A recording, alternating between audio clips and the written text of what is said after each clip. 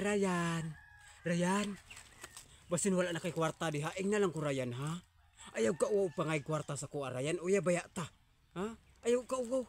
Na ako kwarta ikahatag Ryan oy. Mong ayaw pagduha-duhag duol sa ako. Basin na kay gustong paliton. Or na kay gustong bayaran. Or na kay basta. Bisag unsay mo kinahanglanon Ryan. Ing na lang ko. Ayaw ka uwaw. Swerte jud kay karayan nga ako imong giuyab ay. Promise ha.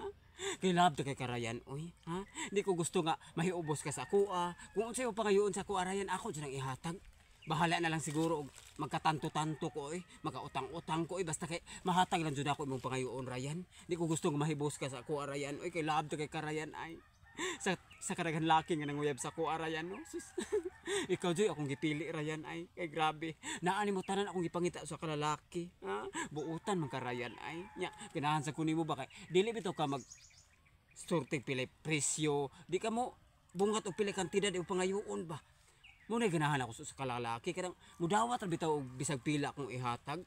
Mo nagpasalamat kay Ryan nga naabot ka sa akong kinabuhi Ryan ay. Abi ni mo Ryan.